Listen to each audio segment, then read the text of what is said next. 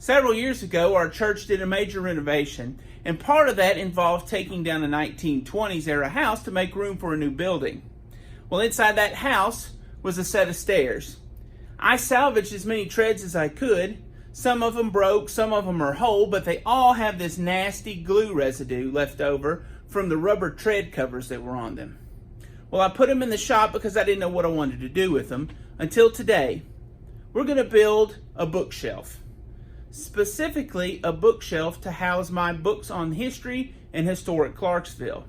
I think it's fitting that we're using treads from a historic house for a bookshelf for books on history.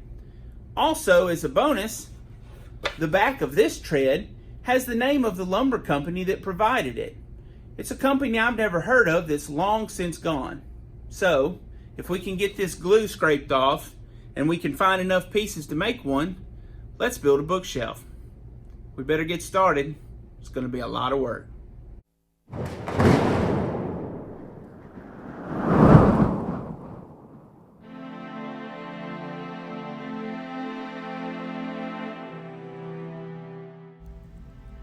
The last thing I wanted to do was to put these nasty treads through my surface planer and risk gumming it up or hitting a hidden nail. So instead, I'm using my electric hand planer to plow off all the gunk on the top.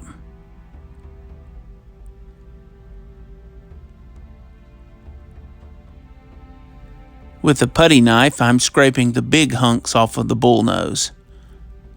And then with my random orbital sander, I'm cleaning it up the rest of the way. Now I'm cutting the ends square on the miter saw. And then after checking everything with the metal detector, I'm planing only the surface that we hand planed before. I want to leave the patina on the backside. Now I'm squaring up the uneven edges. And I'm cutting a couple of extra pieces to extend the sides.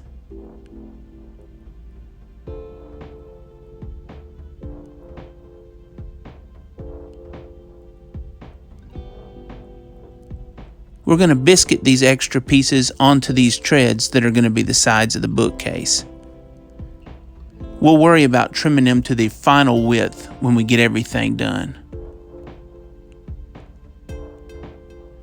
With a little biscuits and some glue, we're going to clamp them up and let them dry overnight.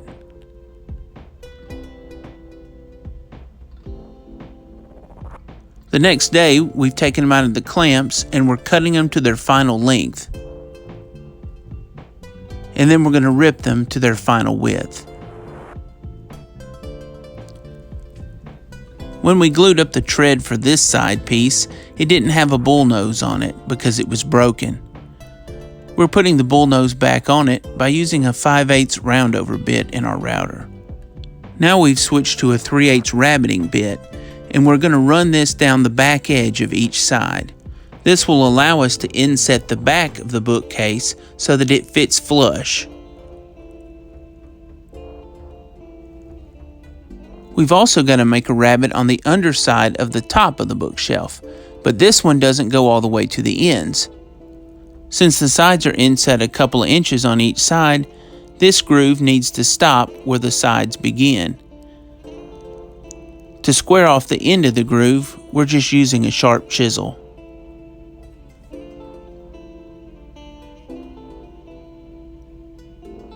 Now we're marking for where we're going to drill the holes to attach the top. I've put painter's tape down because I don't want to mark on the board itself, because I'm not going to sand it. I don't want to lose the patina, so I have no way to remove the marks. So once I mark the tape, I put a small pilot hole through it to mark it, pull the tape off, and then I drill my counter bores. Now we're going to do some assembly. With a little glue on the top of a side piece, we're going to line our marks up, and then with some screws, screw the top on through our holes we just drilled. Then we'll do the same for the other side.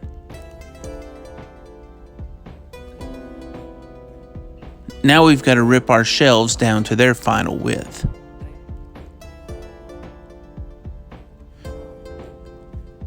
This third shelf tries to blind me. Let's watch it again in slow motion. Watch my face as this piece of wood flies up and hits me. This is why you always wear safety glasses. To attach our shelves, we're going to use pocket holes underneath the bottom of them. This is the first time I'm getting to use the new Kreg K5 pocket hole jig. I really like it.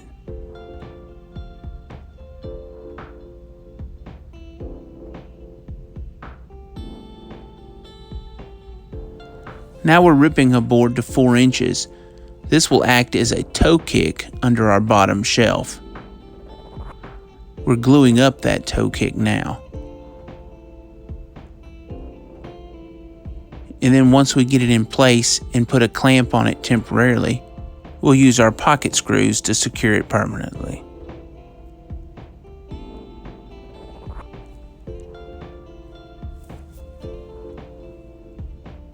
We've cut a smaller 4-inch block to act as a support on the back edge of the shelf.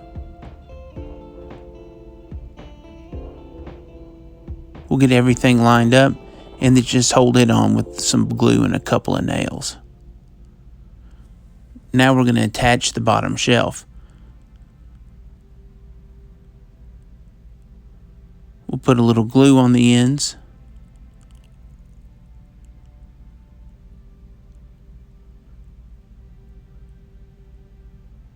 We'll set it in place where it goes. Make sure everything is lined up perfectly. We'll use a square to make sure of this.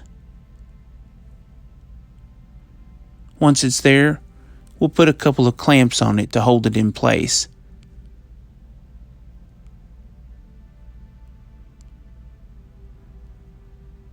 Now, so that we can get to the screws, we're going to lay the shelf over on the side.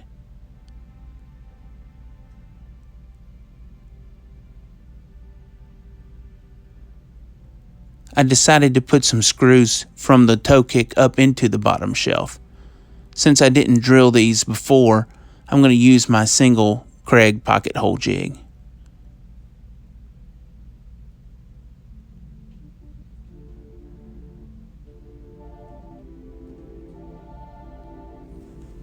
I've decided my spacing between my shelves and cut some temporary blocks the right distance and clamped them to the sides. Now gluing up the shelf, I'm setting it on top of the blocks, getting everything lined up, and then clamping it. In case you haven't noticed, I'm turning the patinaed side of the treads always up or out where you see them. The sides that we planed will go down. Typically you'd have the good side facing up, but I like the patina, and that's the point of this shelf, is to showcase the treads. Once that's all clamped up, we use our pocket screws and secure it from the bottom.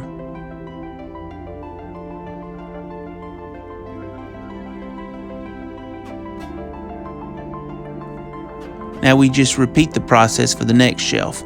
These supports are slightly shorter because the spacing is different.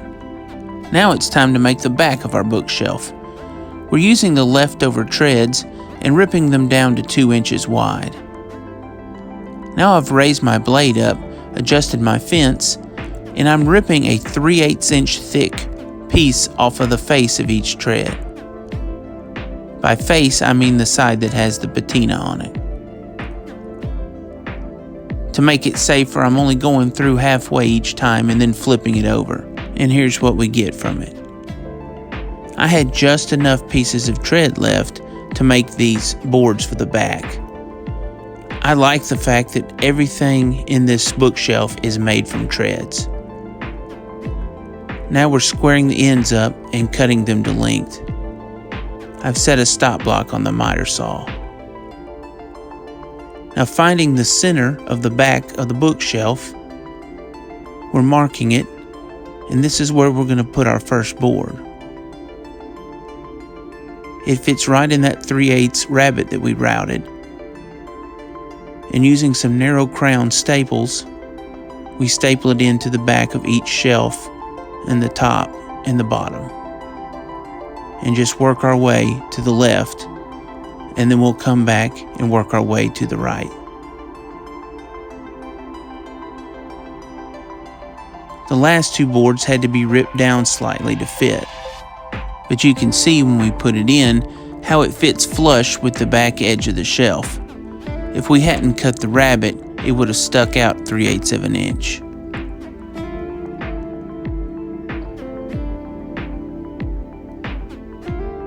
We're going to make some plugs to fill the holes we had to drill for the screws in the top. First, we sort through our scraps to find the one that looks closest in color and grain pattern to our top.